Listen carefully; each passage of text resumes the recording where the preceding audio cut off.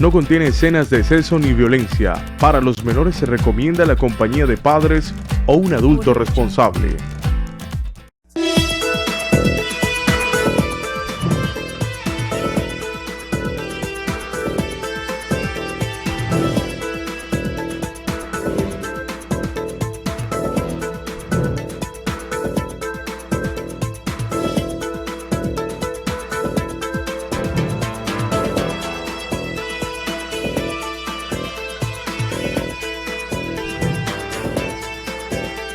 Sin tantos cuentos, con Diego Ramos.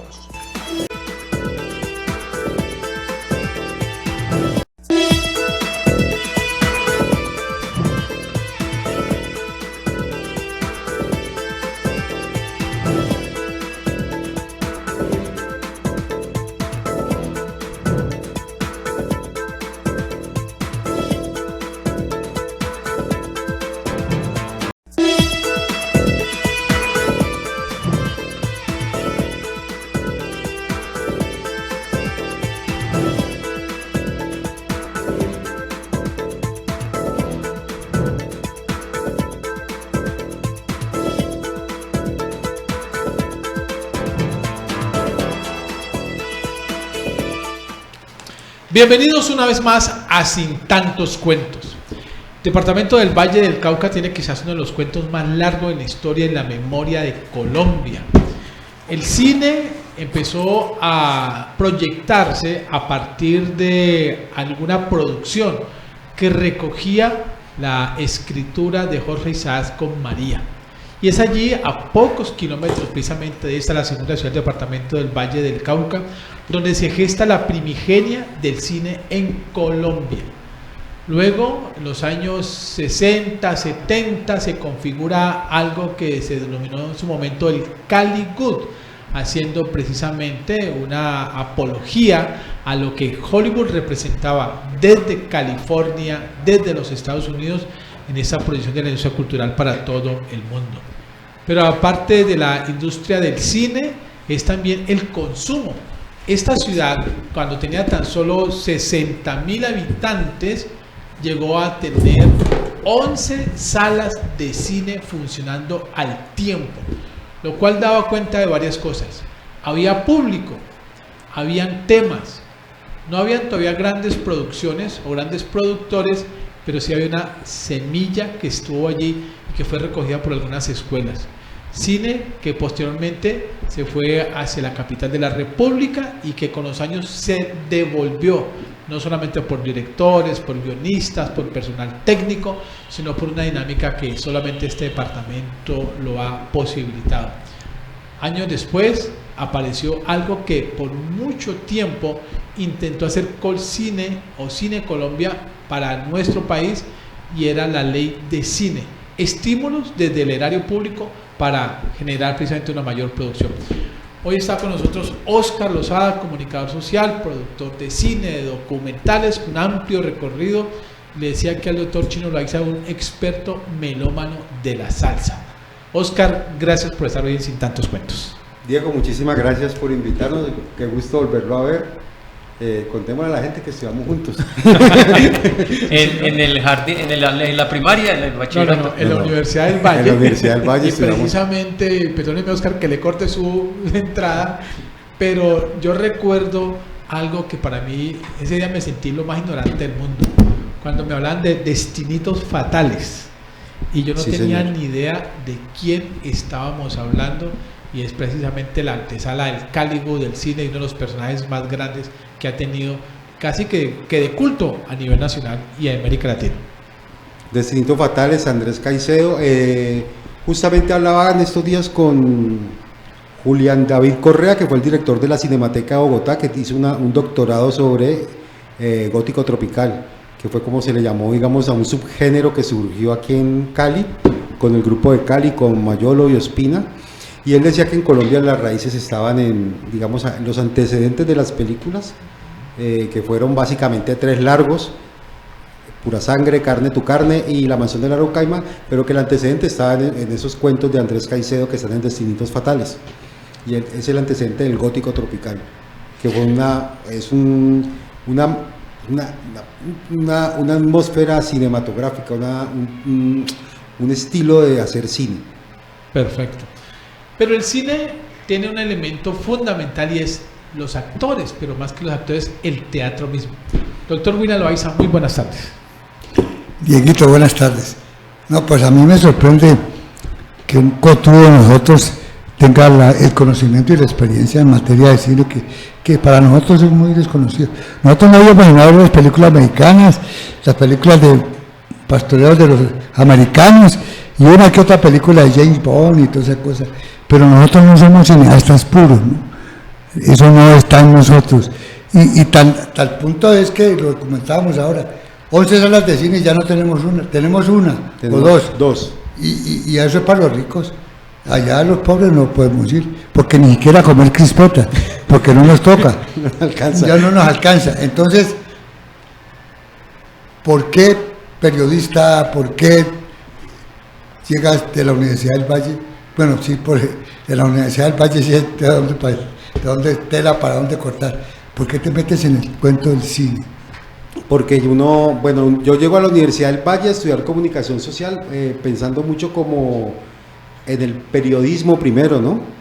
Que era lo que digamos más me interesaba, y porque escribía, desde el colegio ya escribía, y empezaba por ahí, y en la carrera pues a uno se le va abriendo como un universo, y llegamos a las audiovisuales, y como yo desde pelado soy melómano, desarrollé buen oído, y en los rodajes siempre necesitan a alguien que se encargue de grabar el sonido, y como todo mundo quiere ser fotógrafo, porque el fotógrafo es como el chacho de la película, es como el guitarrista eléctrico de la banda de rock, ¿sí? O el trombonista de la salsa. Entonces muy poca gente le interesa por el sonido. Yo dije, yo lo puedo hacer porque yo tengo buen oído, y por ahí me fui metiendo, y ya eso se volvió también como un oficio.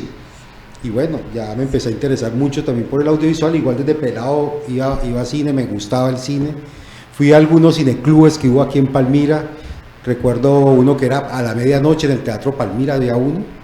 Y recuerdo otro que había al mediodía los sábados en el Rienzi, que también estuve en el Rienzi. En el Rienzi. Y bueno, yo fui a esos cineclubes, con mis primos íbamos de peladitos a las funciones dobles. ¿Se acuerdan de las funciones dobles en el Teatro Palmira? Matiné, vespertina y noche. Teatro Paraíso, entraba uno a las 10 y salía a las 4 de la tarde. Con los ojos cuadrados.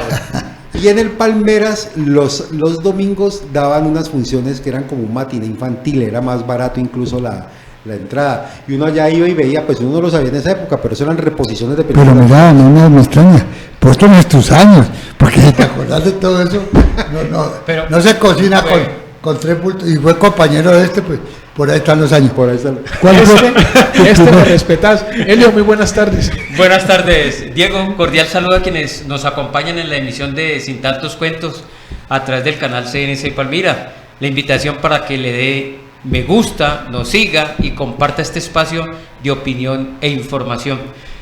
Maestro, frente a ese sueño de esculcar la historia desde su visión, ¿por qué cuando está estudiando comunicación social tenía inclinación hacia el periodismo y termina en el cine?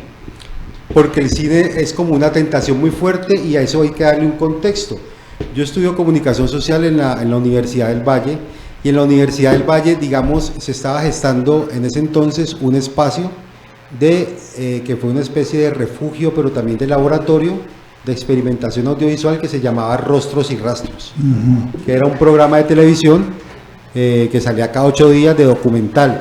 En ese espacio que se llamaba Rostros y Rastros, empezaron nuestros profesores de audiovisuales, eran los realizadores de los programas, de muchos de esos programas, de esos documentales, y ellos eran los que nos daban clase a nosotros, y empezamos a ver que esa era una posibilidad de expresión, que hacer películas era una posibilidad de expresión, teniendo en cuenta que, digamos, para nosotros el periodismo en esa época éramos muy críticos también con el periodismo, y pues lo seguimos siendo, y era como veíamos muy cerrado la posibilidad de ejercer periodismo, y muy cooptado, ¿no? En cambio, Rostros era un lugar que era de alguna manera como era hecho por la Universidad del Valle.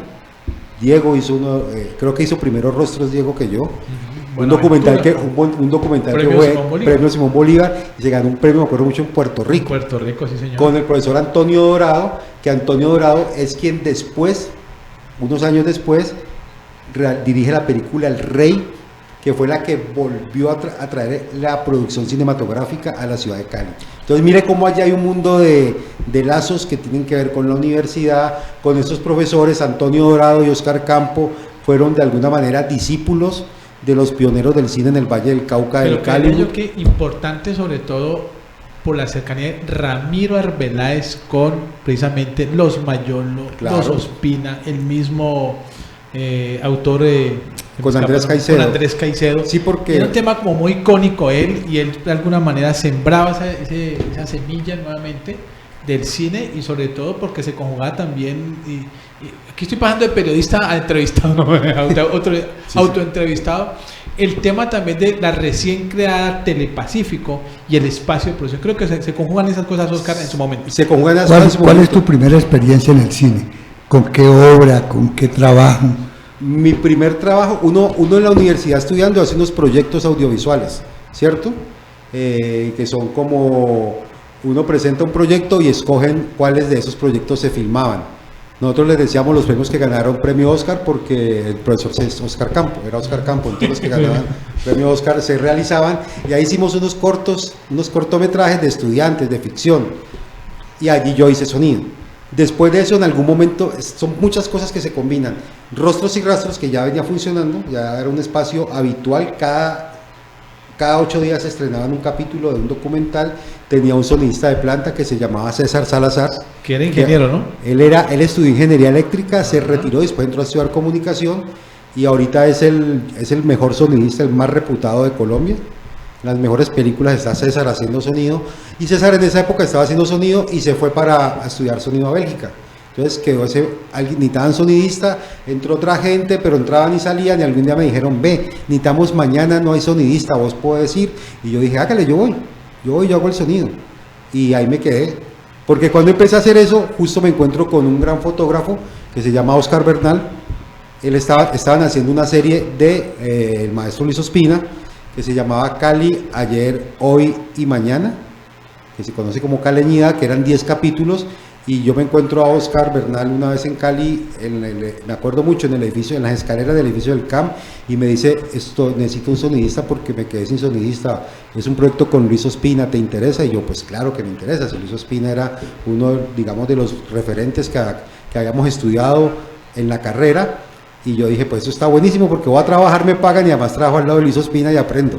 Perfecto. Giovanna, muy buenas tardes. Buenas Giovanna tardes. es hoy la pareja de Oscar Lozada y hace parte precisamente de este proyecto que permite o busca impulsar desde los recursos nacionales y la ley de cine precisamente la producción de estos creativos, y no diría que recuperar, pero sí fortalecer una tradición que el Departamento del Valle para Colombia, para el mundo, se viene realizando.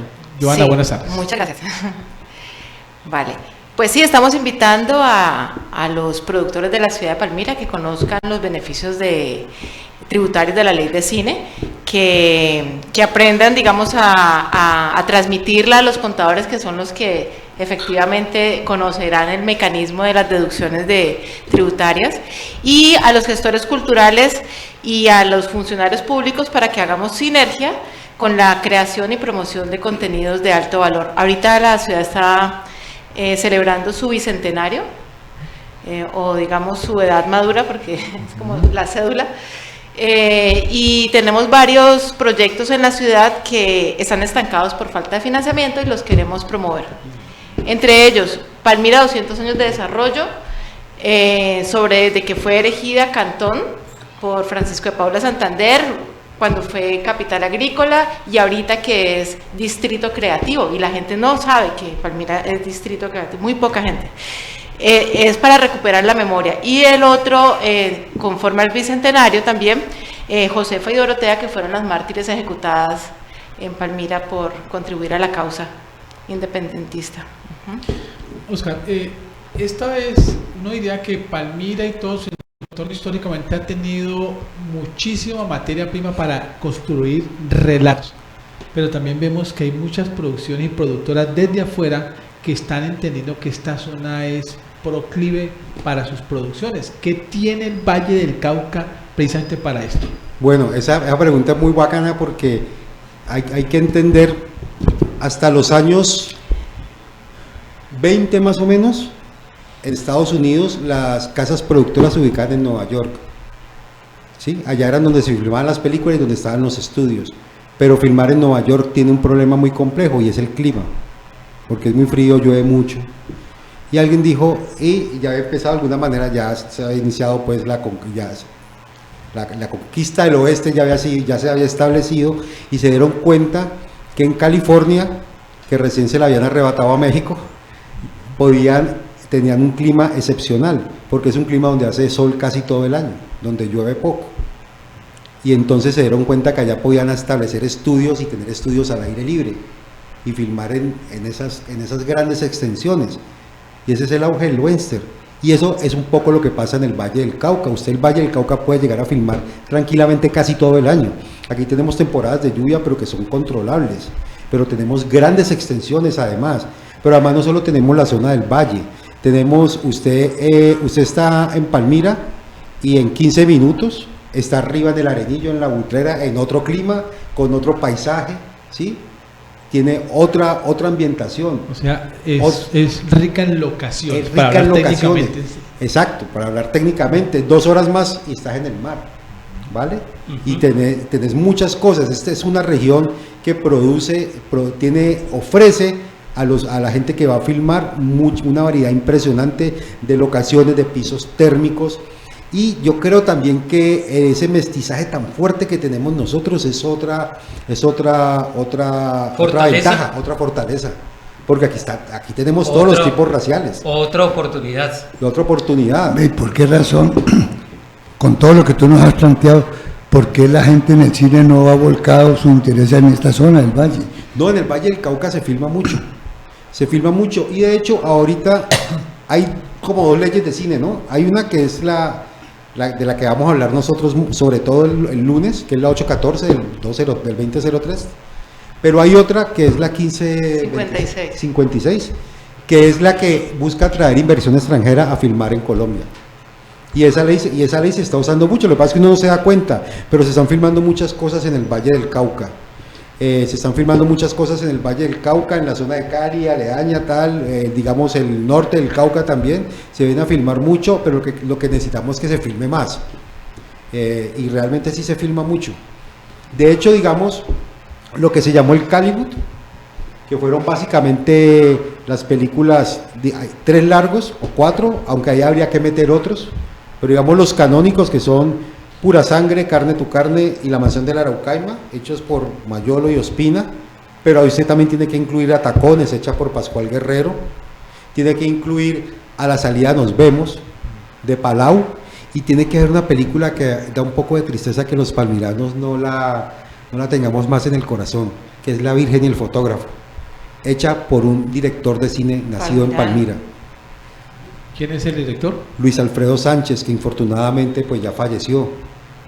Un autor maravilloso, un cineasta impresionante, sobre todo protagonizada por Amparo Grisales. Sí, señor. Algunas escenas yo era niño y las filmaron en la recuerdo por Amparo Grisales, no la recuerdo por el nombre de la película. Grabada en la Hacienda Belén, sí. Algunas escenas fueron grabadas en la Hacienda Belén, otras fueron grabadas en Guacarí, con un elenco maravilloso de actores. Estaba Guillermo Piedrahíta, el que años después sería famoso con El Vivo Bobo. El Vivo Bobo. Luis Alfredo Sánchez fue un gran director colombiano, estudió cine en la Unión Soviética, luego vino acá, hizo un documental que es fundamental también, que se llama El Potro Chusmero, y bueno, después hizo La Virgen y el Fotógrafo, largometraje de ficción. En esto de la ley de cine, ustedes nos anticipaban de que hay unas oportunidades para quienes se mueven en este espacio. ¿Cuáles son? Las oportunidades en doble vía, ¿no? Para los productores de poder hacer proyecto nacional y para los inversionistas que tengan descuentos, deducción del 165% sobre la base gravable de renta, y eso pues es un estímulo bien interesante. Ahí la aritmética me fallaron. ¿Cómo Bueno. es una deducción del 165? 5% sobre la base gravable. Sobre la base grabada, Digamos, claro. para efectos Pero prácticos eso y tiene no una fórmula. enredarnos. Explique la ajá. fórmula, explique la formulita que nosotros más o menos no la sabemos para dummies. Sí, no, para que seamos como rápidos, al final da el 65% el siguiente año de recuperación de la inversión. No, disculpa, no, es el 57. 57, da esa. A ver, la cosa es así. Yo tengo una película y usted, su empresa, Diego Ramos Company, me da 100 pesos, ¿cierto? Como usted me dio 100 pesos, yo, como soy proyecto nacional, hay una institución que se llama el SINA, que les entrega, y en la ADACMI le entregan a usted un certificado de inversión. Usted al año siguiente, cuando llega la hora de pagar los impuestos, Deducible. usted le dice a la DIAN, me tiene que deducir, y de esos 100 pesos que usted me dio a mí, se le deducen de entrada, se le deducen 57 pesos, no entran en su base gravable. Y se entiende que ese 43% restante, pues es su inversión. Esa es la que usted realmente pone en riesgo, digamos, A todo riesgo. todo el riesgo que implica cualquier inversión, porque el cine es una actividad de alto riesgo. Pero, ojo, es que yo no solamente te puedo pagar con plata,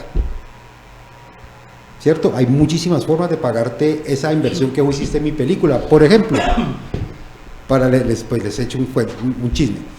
Si ustedes miran cantidad de películas colombianas, hay una escena cuando por atrás pasa un camión de Servientrega. El place que utilizan los publicistas. Product placement. Product ajá. placement. Entonces ahí le están pagando a Servientrega porque seguramente Servientrega le dijo, listo, o yo aporto, o yo transporto los cassettes, o transporto las memorias, entonces con eso le pagan. Pues y la más clásica, pues sí, ya es la botella de Coca-Cola encima de la mesa, ¿no? O de cerveza Águila, ese es más costoso, ¿sí? Todo eso es negociable, pero son otras maneras de devolver la plata de la inversión. Plata, mejor dicho. Hablábamos productores, ¿cuál es el otro grupo de personas que se Limitados. pueden ver favorecidas con la ley de cine? Las empresas y los productores. Básicamente está dirigida como en estas dos vías, ¿no? Y pues todos, porque la actividad de cine activa todos los sectores económicos. Todas las artes y todos los sectores económicos y todos los sectores se ven también proyectados con la actividad del Esto es cine. un beneficio para la propiedad intelectual, que es el que produce la obra. Y hay un beneficio para el que invierte en ese proyecto con dinero o con bienes de consumo. Esa es la doble vía que tenemos. Sí, Buenísima exactamente. buenísima esa Para eso interpretación. tenemos un abogado aquí. Para para que nos saque de estos enredos. Exacto. Exactamente. Claro, porque usted va a hacer una película. Entonces mañana vamos a hacer la película, entonces mañana empezamos el rodaje, resulta que la vamos a rodar en Palmira. Y tenemos una planta, digamos que es una película pequeña, tenemos una planta de 40 personas, que necesito que se me queden en Palmira. ¿Dónde se van a quedar? Pues en los hoteles de Palmira, o en las hostales de Palmira. ¿Dónde van a desayunar? ¿Dónde van a almorzar? ¿Dónde van a comer? Claro. ¿Dónde van a comprar el agua? ¿Dónde van a comprar la cinta masking que se acabó? Una activación económica. Hay una activación económica alrededor. ¿De dónde va a salir el catering? Pues de una empresa seguramente aquí de Palmira, ¿sí? Los taxis de dónde los que van a coger para ir a que me quedó el cable de aquí de Palmira, y se genera todo un ecosistema que se va moviendo con la industria del cine, ¿sí? Y eso, digamos, en Cali, como ya hay cierta experiencia, entonces ya hay gente especializada en eso. Hay gente que tiene empresas de catering que atienden casi que solamente películas, o empresas de transporte, las van tal, solo películas, ¿sí? Y hay casas de alquiler de equipos, y resulta que es que tenemos todo el equipo preparado, pero va a venir el ministro, ¿cierto? Va a venir el ministro o la ministra de Cultura, que quiere mirar cómo va el rodaje, y yo no tengo cómo cubrir eso. Entonces, ¿qué hago? No, pues, ¿quién en Palmira me puede hacer ese cubrimiento? Me lo puede hacer CNC, me hace el cubrimiento, lo llaman a usted, ¿sí? Se activan muchas cosas que a primera vista no son evidentes. En los últimos años las producciones dejaron de ser exclusivas de las famosas casas de cine, pero las plataformas, como en este caso de streaming, Netflix, entre otros, han estimulado las producciones. ¿Qué tanto el Valle del Cauca ha respondido a esta convocatoria? Esa pregunta se la puede responder mejor Oscar. Movistar Televisión hizo españoles, ¿no? Hicieron una serie muy interesante en el Pacífico que se llamó Blanca. Esa, pues sé de esa historia porque el guionista es amigo mío, Alonso Torres, que fue el guionista de Perro Come Perro. Lo hicieron como una casi que en formato de webserie, capítulos que duraban 10 minutos, pero después la terminaron transformando y la volvieron un largometraje.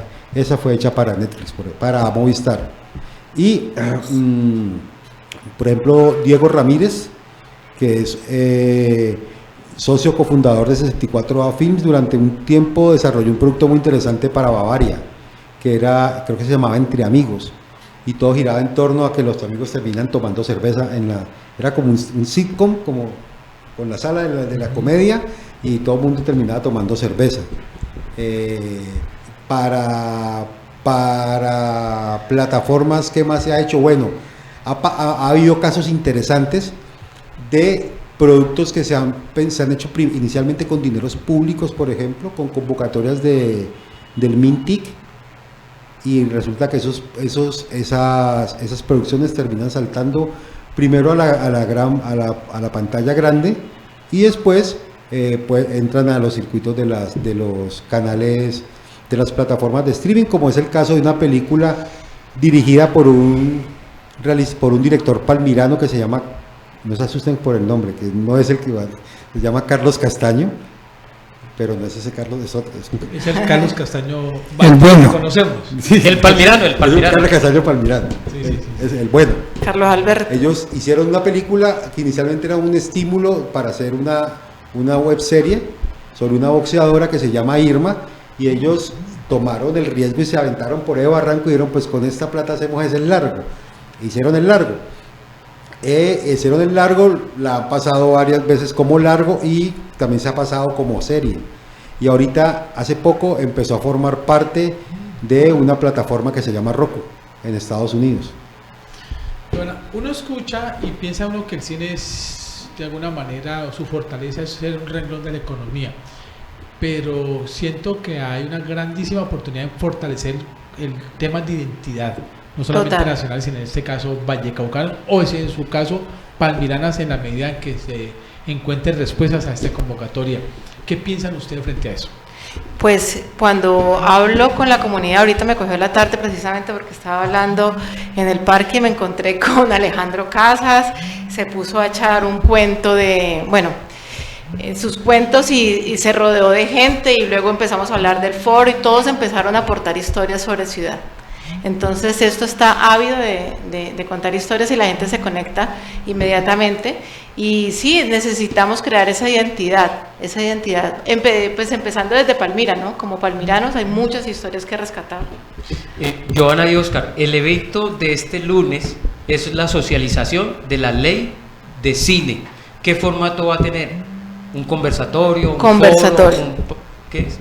Sí, es un conversatorio. Vamos a invitar a Nancy Fernández, que es la experta productora. Productora 64A Films.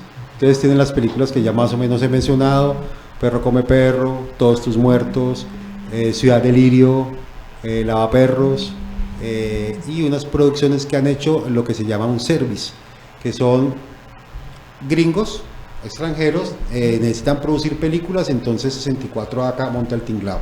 Y el abogado estrella del cine, que es Andrés Jaramillo, para que nos dé la ruta de derechos. Como lo mencionó usted ahorita, lo de los derechos de autor. Y los funcionarios públicos, porque necesitamos pues hacer esta sinergia y armar la palanca, ¿no?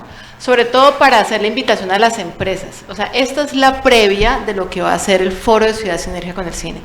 Porque pues aquí estamos los que estamos produciendo contenidos, pero necesitamos esa palanca financiera. Entonces la idea es que las empresas se acerquen, y en la medida que se acerquen, contribuyan. Esto va para adelante, porque entonces se incentiva el turismo, la identidad y el sentido de pertinencia. Yo quiero responder una cosita, Leo, que me parece que esa pregunta de la identidad es muy importante, porque eso lo entendieron los gringos.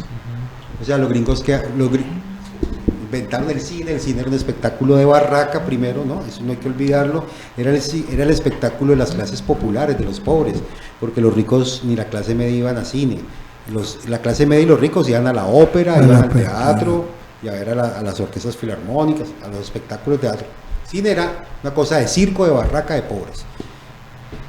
Pero los gringos se dan cuenta rápidamente de que el cine es tan potente, el lenguaje cinematográfico es tan potente, se dan cuenta rápidamente de que allí hay una manera de construir nación. Y eso es lo que ellos empiezan a hacer de toda ese gran género que fue el western. Por eso fue tan sobreexplotado el western. Porque si usted ve, el western es la fundación de una nación. El western, ¿de qué se trata? Es la migración a unos territorios indómitos, donde vivían, claro, con toda la mirada colonialista, obviamente, donde vivían unos indios salvajes que había que ir a matarlos para quedarse con las tierras y para quedarse con el oro, y que los indios eran los malos y los blancos eran los buenos. Eso después, afortunadamente, gracias a los mismos directores, fue variando, ¿no? Hasta que de alguna manera se mostró que la historia no había sido así. Pero que además fue una etapa muy corta en la historia de los Estados Unidos. Eso que nosotros llamamos el viejo oeste, eso duró 70 años, eso no duró mucho tiempo. Pero ellos entendieron que allí se construía la identidad nacional, los gringos. Pues un ejemplo.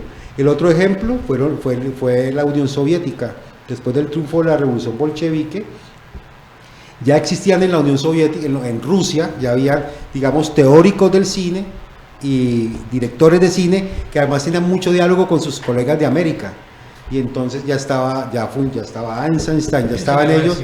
El modelo del teatro Eisenstein pues prácticamente permea todas las culturas, incluso en ese momento pues, la discusión contra los soviéticos no era muy fuerte, de los gringos, era más bien aliados, de poder, y se permitía que esa industria cultural se alimentara de ese método que prácticamente es hoy el vigente todavía en el teatro.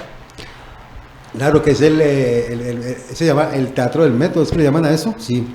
Y estaban los teóricos del cine, y estaba Siga Bertov y tal, y entonces ellos dicen, hay que construir un imaginario en la Unión Soviética como nueva nación, además porque todos eran militantes del Partido Comunista, entonces hay que construir un imaginario en torno a la creación de una nueva nación, y nacen todas estas películas que son tremendas, el acorazado Potemkin, ¿sí? Bueno, etcétera, etcétera. Octubre, que son películas que glorifican un poco la revolución, y hacen otras que glorifican la historia rusa. Entonces hacen la historia de Pedro el Grande, de Catalina de Rusia, Unos añitos más adelante, Hitler le encarga a una documentalista que le haga un documental sobre los Juegos Olímpicos. Esa señora se llamaba Lena Riefenstahl y hace una película estupenda desde el punto de vista cinematográfico sobre los Juegos Olímpicos, que se llama El triunfo de la voluntad. Y esa película, de alguna manera, a través de esa película se materializa toda la idea de nación y de superioridad aria que tenía el nazismo. O sea, esa película la podemos discutir, por un lado, por sus motivaciones políticas, que fueron de propaganda nazi, pero cinematográficamente fue importantísima y de alguna manera sirvió muchísimo para que los alemanes se convencieran de que el nazismo era una opción, ¿sí? Oscar, y también las películas de tribunales que ayudan a... Las películas de tribunales que ayudan a poner como la importancia de que tiene la ley. Justicia. Y así la gente la conoce, ¿no? Conocen los mecanismos de la ley. La ley. Dentro de ese imaginario que tú tienes ahí, ¿cuál crees tú que es el plan que debemos asumir para que Palmira llegue a tener lo mejor para el cine? O sea, ya me hablaste de que Estados Unidos con la derrota de los indígenas logra construir una ciudad, un país grande. Rusia hace lo mismo. ¿Nosotros qué podemos hacer? Yo creo que nosotros tenemos que reconocer nuestra historia. Hay una cosa en Palmira que es muy interesante, y es que más o menos lo mencionábamos ahorita, pues el hecho de que, por ejemplo, un historiador como William Mayama tenga que estar como escudriñando en los documentos para ver cuál es la fecha de fundación de Palmira, nos dice mucho. Palmira no fue fundada, Palmira se fue formando. Es como una villa libre de alguna manera. Fue una gente que empezó a juntarse y de pronto esto se les creció. Y dijeron, ¿qué vamos a hacer con eso? Esto ya no podía pertenecer a Buga. Siempre hemos tenido una distancia más marcada por el río Cauca, la hemos tenido con Cali, ¿no? Entonces, reconocer parte de lo que somos, de lo que es nuestra historia, me parece muy importante. Cuando yo era pelado, yo recuerdo que había gente que decía, no, es que yo no necesito ir a Cali. Había como un orgullo palmirano de ser de Palmira, de que yo no necesito de Cali, porque aquí en Palmira lo tengo todo. Y creo que hay algo de eso que hay que recuperar, porque pues por muchas cosas nos fuimos convirtiendo simplemente en una ciudad dormitorio, donde dormíamos pero íbamos a trabajar a Cali. Otra gente tuvo la fortuna de poderse quedar acá, pero digamos la masa más grande le toca ir y volver, pero eso también hace parte de la identidad del palmirano, y hace parte de la identidad palmirana esa rebeldía que pues nos hizo conocer también como la Plaza Roja de Colombia, esa rebeldía que está en la historia de la revolución de los pardos, ¿cierto? Creo que todo eso es lo que tendríamos que reconocer como historia, lo que mencionaba ahorita Giovanna, de las 2 heroínas fusiladas en la Plaza Mayor, y también del aporte que ha significado para la ciudad la llegada en los años 60 de la gran industria de la caña de azúcar, cuando le cierran la despensa azucarera a los gringos a Cuba y dicen, buscan, bueno, ¿y el azúcar dónde lo vamos a sacar? Ah, del Valle del Cauca, porque teníamos todo. Eso también ha sido muy importante para nosotros. Si usted mira, Palmira tiene unos hitos muy importantes que se nos han ido desdibujando. La creación de la granja agrícola, la llegada de la Universidad Nacional. 90 años cumplimos ahora. Imagínese, proyecto de López Pumarejo, ¿no? Una maravilla. En 1936, la famosa revolución liberal y la revolución agraria, precisamente sí, señor. Producto de esto. Cuando estaba dibujando en mi mente cada uno de los nombres de las películas que constituyeron el Caliwood y lo que seguramente con Dorado, con algunos otros directores, piensa uno que la realidad que se ha pintado del Valle es una realidad, es una palabra macabra, ¿sí? Aquí no hay romanticismo, no hay idealismo. ¿Por qué se ha concentrado en esa historicidad el cine del Valle del Cauca? Bueno, habría que mirarlo, porque hay otra película que no es considerada dentro del Valle del Cauca, pero cuya historia ocurre en el Valle del Cauca, que para mí es una de las películas fundamentales del cine colombiano, que es Cóndores en Tierra Todos los Días, de Francisco Norden. Pues, como todos saben, pintada en Tuluá, aunque esa la filmaron por ahí, sí, Paquirá creo que la filmaron. Bueno, pero ¿por qué? Es que el Valle del Cauca ha tenido unas luchas, ha sido un departamento violento. Ha sido un departamento violento, pero si usted mira uno podría mirar esa interpretación, porque ha habido otras películas que son, podríamos decir, menores, que se han ocupado de otros asuntos. Por ejemplo, un director vallecaucano que por ser de Sevilla siempre se nos va del panorama, que es Lisandro Duque. Lisandro Duque hizo Visa USA, El Escarabajo, que es Visa USA, más o menos la recuerdan, que es el sueño de llegar a Estados Unidos. El Escarabajo, que es una película que se hizo sobre los sueños de un pelado que era ciclista, ¿sí? Pero Lisandro es vallecaucano, pero las narrativas o las historias eran nacionales, no eran propiamente del Valle. No eran propiamente del Valle, yo sí, creo que eso, ahí sí puede ser eso. Sí sale el asunto. Pero está Palau, cuando la salida nos vemos, que es una película ubicada en un pueblo, que es Tuluá, que es la historia de cuando él era un muchacho en Tuluá.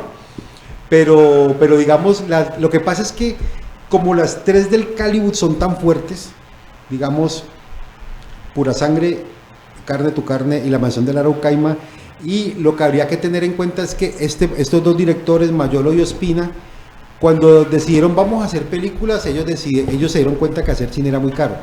Lo sabía pues porque trabajan en publicidad y tal, pero hacer cine es muy caro. ¿Cuál es el género de cine que se puede hacer sin mucha plata? Pues el horror o el terror. Eso se puede hacer sin tanta plata. Y ellos eran fanáticos de 2 directores norteamericanos, de Sam Peckinpah, que hacía unos westerns de serie B, y de Roger Corman, que hacía películas de serie B, y de George Romero, que es el famoso director que hizo La Noche de los Muertos Vivientes, que es el que inicia toda esa saga de zombies. Ellos eran muy seguidores de eso, ellos dicen por ahí, porque esas películas se pueden hacer sin mucha plata. Y eran taquilleras. Exactamente. Que eso es una cosa muy importante. Eso deja de hacerse. Y años después, Antonio Dorado vuelve y hace un largometraje de ficción. ¿Y cuál es el tema? Mire cómo cambian los temas. Porque en ese entonces, de alguna manera, esas 3 películas, Pura Sangre, Carne y La Mansión, tienen que ver con la hacienda vallecaucana y tienen que ver con toda esta, de todas maneras, toda esta historia de violencia que hay en torno a lo que significó digamos, el asentamiento de los ingenios azucareros, pero cuando Toño Dorado volvió a hacer una película, ya el tema de la caña ha pasado a un segundo plano, y la película que hace Toño es El Rey, que es basada en la historia del Grillo, que fue, digamos, el primer gran narcotraficante de Cali. Exactamente. Un hombre asesinado por un policía de esta ciudad. Ah, bueno, ese dato está muy bueno. Exactamente, sí, señor. Aquí lo buscamos para ¿Sí? esta producción a la que me acuerdo. Doctor William. Ah, ¿verdad que usted trabaja en esa producción? ¿Usted también trabajó en el cine? Claro. Yo soy un hombre de películas. Era, no me ha era visto. camarógrafo, porque yo no creo que... No, yo creo que cuando tú llegaste, aquí por inducción de nuestro director, que tú eres un hombre amante de la salsa, que esa es una pasión como Sí, el señor. cine. Sí, señor. Yo he tenido acá en mi reserva, yo soy mucho mayor que tú. Poquito. ¿Será? Yo empecé a bailar cuando tenía 10 años y ya tengo 76 cumplidos, voy a cumplir 77. Y yo nunca dejo de olvidar que lo que yo bailaba era música tropical. Aquí no éramos salseros, para nada. Palmira era pura salsa, música tropical. Las primeras salsas que yo bailé en el año 59, tal vez Ray Pérez, Ray Rodríguez, Pip Rodríguez, Pi Rodríguez, que saca el bugalú, que fue una música muy rápida. Y luego vino en el 59 Richie Ray, que saca el jala jala. ¿Tú crees que yo estoy equivocado? no está, Sáquenos de esta de una vez, Oscar, por favor. no tienes un desfasecito de 10 años, Colocado. de 10 años, Exactamente. porque realmente el bugalú aparece es como en la mitad de los 60, que es esta nueva generación de músicos en Nueva York que tenían un problema. Ellos querían tener bandas y tener sus orquestas, pero es que les tocaba entrar a competir con Machito, con Tito Puente, con Tito Rodríguez, con las orquestas cubanas que habían volado de Cuba, Con las Big Band. con la Sonora Matancera, con las Big Band, que era una música, una orquesta espectaculares, con unos músicos maravillosos. Ellos eran unos pelados de 20 años, entonces ¿cómo van a competir?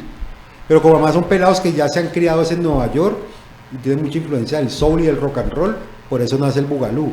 Hay una canción de Pi Rodríguez que dice: el bugalú es guajira y rock and roll.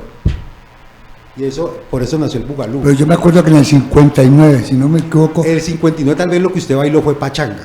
no. Yo bailé con Pip Rodríguez, que no es el Conde No, no Rodríguez, es el no, Conde Pip Rodríguez. Rodríguez, que murió el año pasado, Sí, señor. pianista. Pianista. Y después con él surgió el Jala Jala con Richie Ray para los años 60.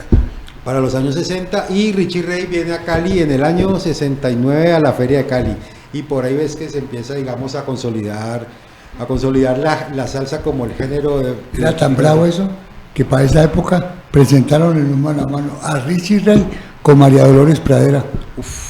¿Te puedes imaginar? Esa combinación está como... Brava. Y lo presentaron ahí donde quedaba el hipódromo de techo, el hipódromo de Cali.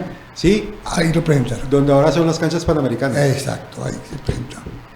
De manera que eso está por contarse. Algún día le voy a contar la historia de la salsa mía. Bueno, Hace algunos programas anteriores tuvimos la oportunidad precisamente de hablar con uno de los intérpretes de la famosa película Tacones, en su momento de Pascual Guerrero padre, ¿cierto? Que casi esa claridad. Y contaba de alguna manera una interpretación muy vallecaucana de estas luchas de las famosas pandillas norteamericanas de los géneros musicales. ¿Qué tanto en realidad le pudo aportar contar esta historia Pascual Guerrero al cine, no solo vallecaucano, sino de Colombia, con esta película Tacones? es que lo triste de Tacones, es que Tacones es como un West Side Story en el Valle del Cauca. La famosa película de la que actúa Natalie Wood, que son dos pandillas de puertorriqueños y de irlandeses, creo que es. El problema con Tacones es que su alcance fue muy poco porque tuvieron varios problemas, y uno fue los derechos de autor, porque usaron música de Fania, y sobre todo Fania medio se hacía la loca, pero sobre todo usaron dos canciones o una canción de Rubén Blades, y Rubén Blades como abogado, ese sí no se deja. Entonces de una tras les llegó la demanda y esa película la tuvieron que parar, y sufrió otro inconveniente, tengo entendido, y fue que esa película la estaban se rodó acá y se editó en México. La doblada fue fatal. No, se quedaron sin plata. Entonces, ¿qué hace la casa editora? Dice, me quedo con la película. Y esa película, esa copia duró muchos años archivada en México. Y cuando alguien se la encontró, dijo, voy a hacer una copia de la película, y la hizo, y le quedó faltando un rollo. Entonces, esa película que ahorita la han puesto en YouTube, que uno la pueden consultar en YouTube, ahí está, Tacones, le falta un rollo. No está completa. O sea, la película exacta. Pero vos no lo tenés, ¿no? No, yo no la tengo. Entonces, pues con Tacones pasó eso, habría podido ser un impacto mucho más grande, pero eso no. Fue una película que se mostró, tengo entendido, en festivales, y tuvo una circulación muy pequeña, y después fue sacada del mercado por los problemas legales. Pero alcanzó a ser proyectada en las salas de Palmira, ¿no? Sí, Bueno, yo sí, sí claro. la vi allí. ¿Usted la vio en salas Yo de sí la vi, Palmira? claro que sí. Ahí sí me di cuenta de esa película. Diego, para Oscar y Joana, ustedes vienen a promocionar un evento que hay este lunes aquí en Palmira, porque una ley, la 184, que tiene ya más de 20 años, la gente la desconoce. ¿A qué se debe eso? ¿Es nuestra cultura? Pues sí, pero sí, eso fue con el gobierno de Álvaro Uribe, todo hay que decirlo, ¿no? La ley 814 del 2003. 814, sí. Sí ha tenido, pero en estos últimos años ha tenido bastante difusión. De hecho, se han incrementado las películas a 73, la cuota. El año pasado se estrenaron 72 películas en Colombia. Ahora tenemos un problema. Se estrenaron 72 películas en Colombia, y nuestra participación en taquilla, o sea, espectadores que fueron a ver películas colombianas, fue el 0,2%. O sea que es muy triste, porque la gente no va a ver películas colombianas. Pero no va porque no sabe que existen. Yo, por ejemplo, lo personal, estoy tratando de recordar cuántas promociones hubo de cine en Colombia. Sí, para mí es por ese lado. Llegó al punto que Exacto. Usted llegó al punto que era. Arrastramos un problema desde digamos, lo de la ley está muy bien, ya llega una ley de 20 años. Y la gente por fin está entendiendo, pero un poquito para responder primero a Elio, pero es que la gente le da temor. En esos días hablaba con un amigo muy brillante, realizador de aquí de Palmira, y empezamos a hablar de la ley de cine, y me dijo, sí, yo supe algo de eso, y se lo conté, le mostré eso a mi contador, y ella me dijo, pero tenés que volverte persona jurídica. Y yo dije, no, yo no me voy a complicar la vida, sí, es que somos así. O sea, para acceder a unas cosas también tenemos que poner de nuestra parte. Lo otro, lo de el drama, es que no sabemos, pero hay un problema de promoción muy grande, y eso lo arrastramos desde la época de Focine. En la época de Focine, los años 80, se hacía una película y la gente llegaba, aquí está mi película ya, ¿y qué hago con ella? No se promocionaba, no salía un comercial por televisión, no pagaban un aviso de prensa. Las únicas que medio se promocionaban, porque él sí entendía el negocio, eran las de Gustavo Nieto Roa.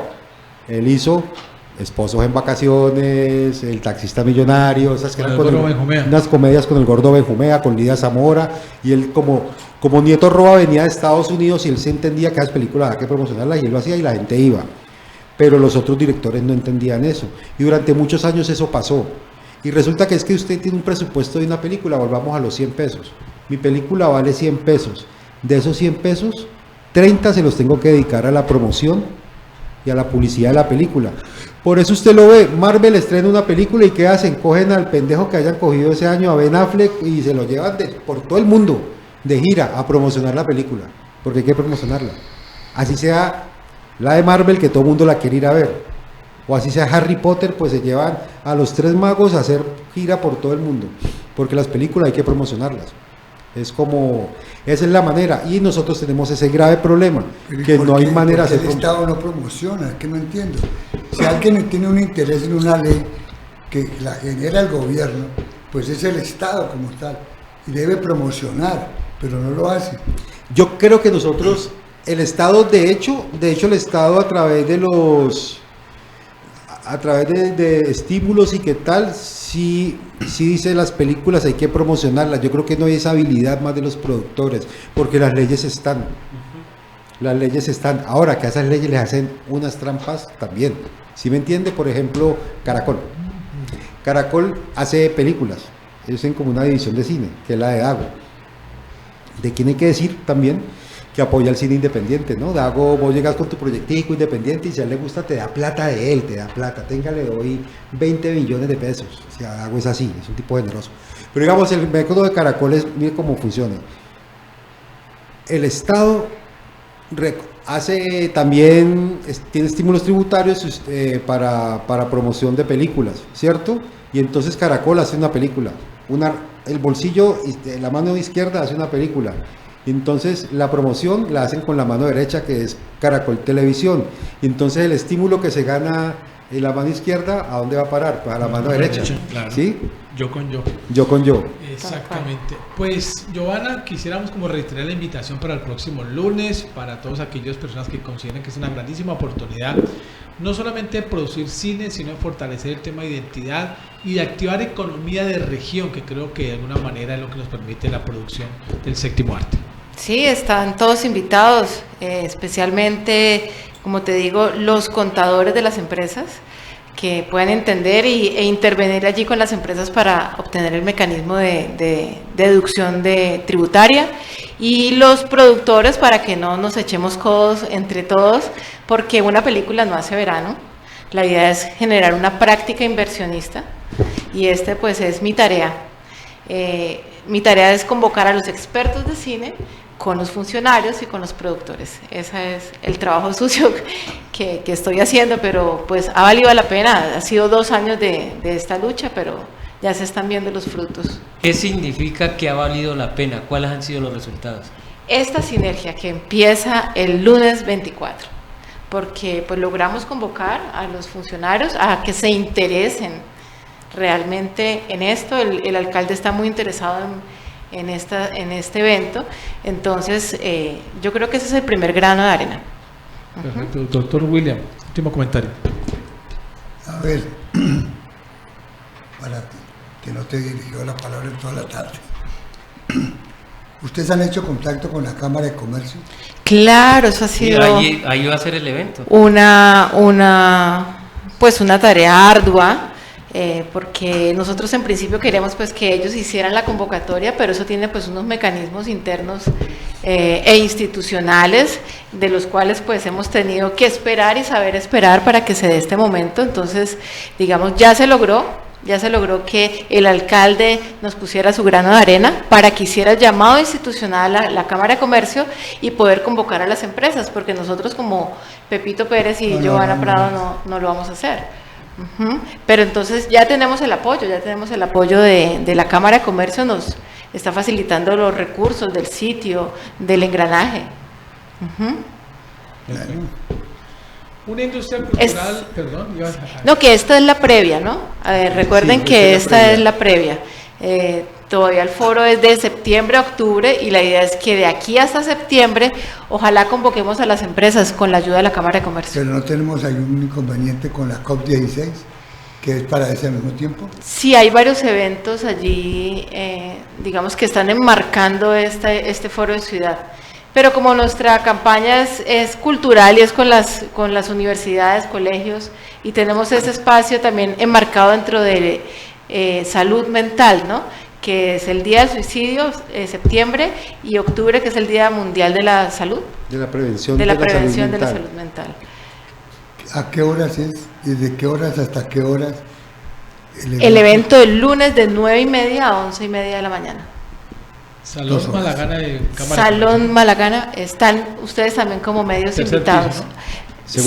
piso, ¿no? Segundo piso. Hay ascensor para nosotros los mayores de...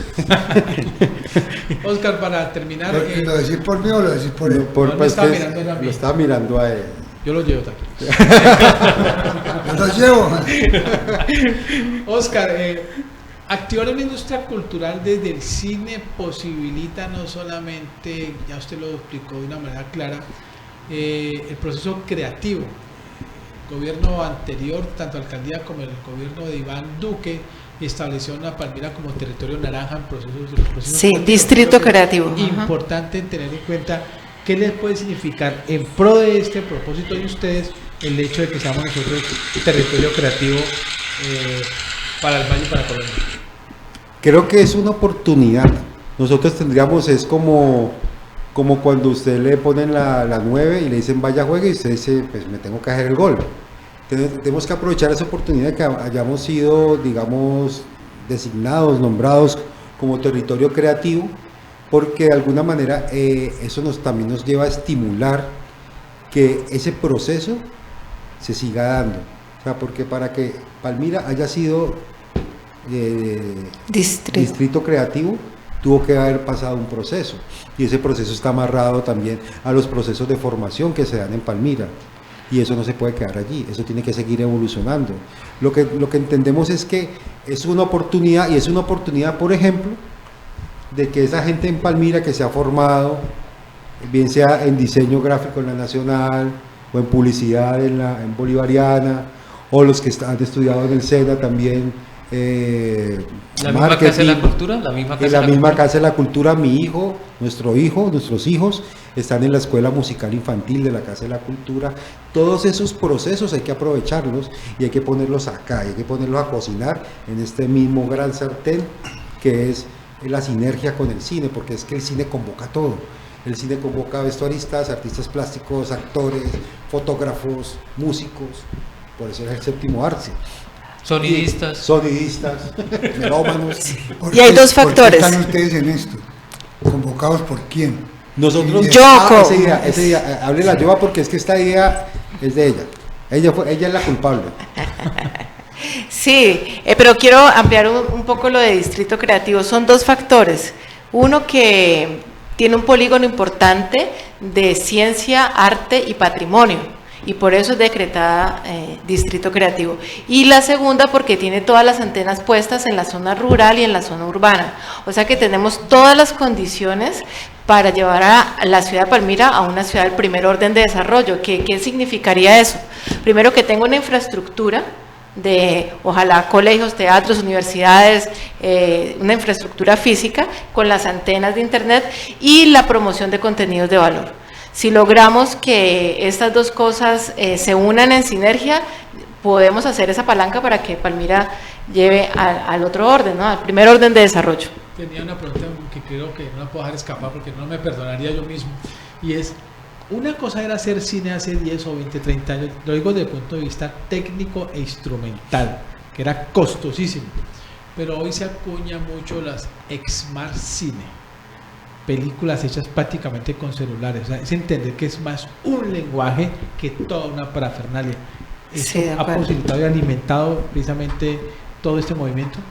Bueno, y con eso quiero responderle un poco también a William, y es de cómo va la cosa. ¿Por qué nos metimos nosotros en esto? Porque nosotros tenemos un proyecto documental que estamos realizando entre los dos, y nos dimos cuenta en algún momento que necesitamos plata para hacerlo, porque a pulmón es muy duro, y nos dimos cuenta que no puede hacer solamente una cosa, que consigamos la plata para nuestro proyecto. Entonces dijimos, tiene que haber un mecanismo que nos permita conseguir plata para mi proyecto, pero también para el tuyo y para el de varios, y que hagamos una bolsa, y que esto no sea una gracia, porque cuando como ya dijo Joana, una película no hace verano. Entonces hacer la película y lo lograste, te felicito, pero no generaste nada, no generaste un mecanismo para que el que viene atrás haga otra y para que haya una cadena. Eso por un lado.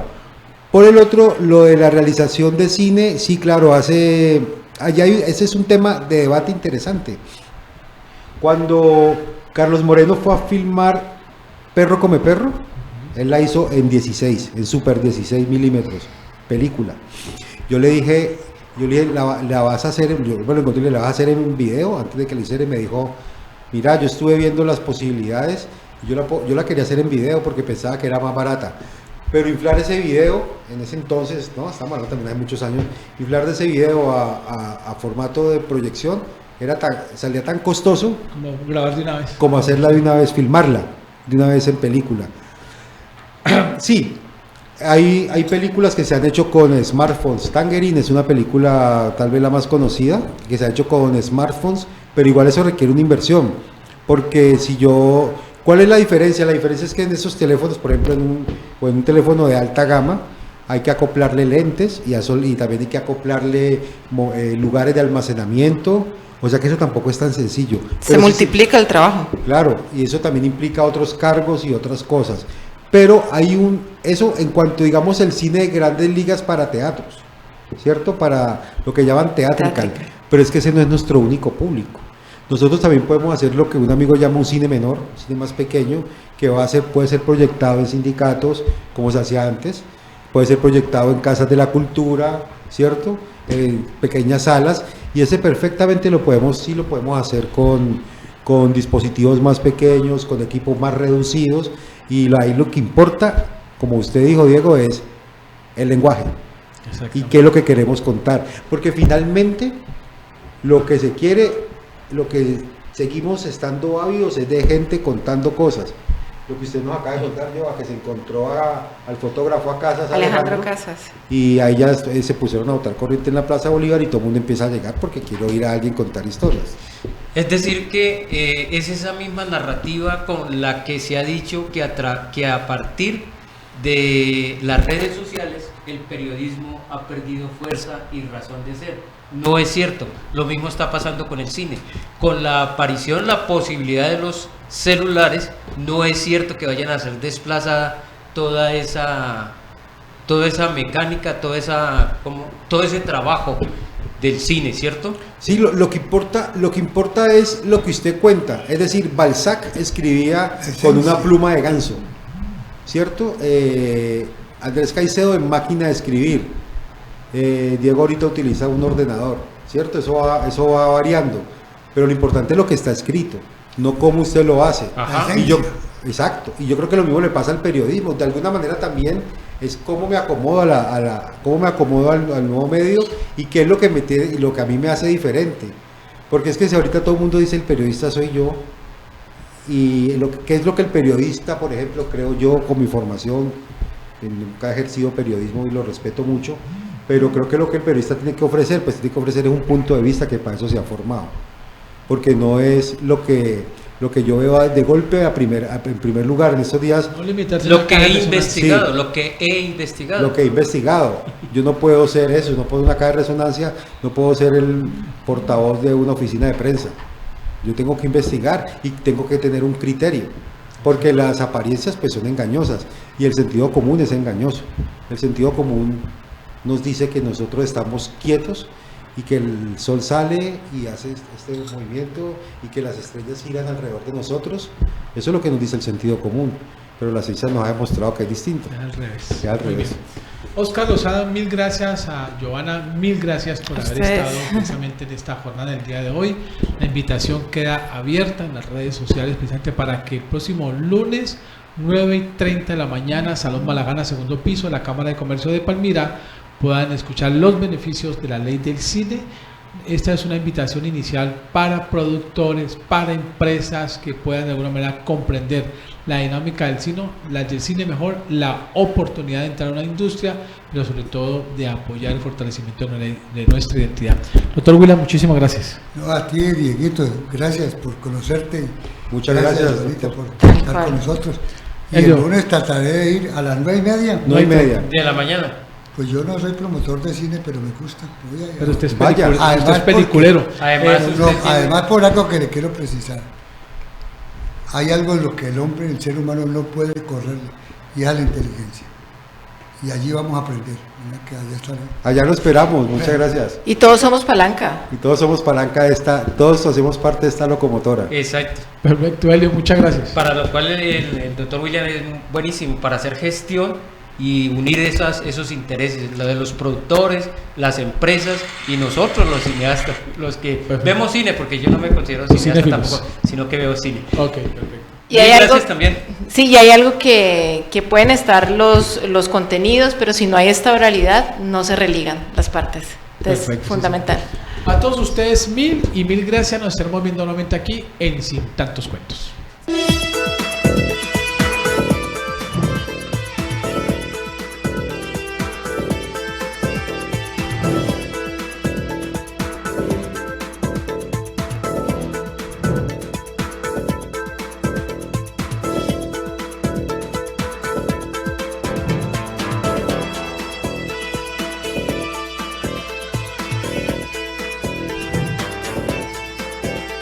Sin Tantos Cuentos con Diego Ramos.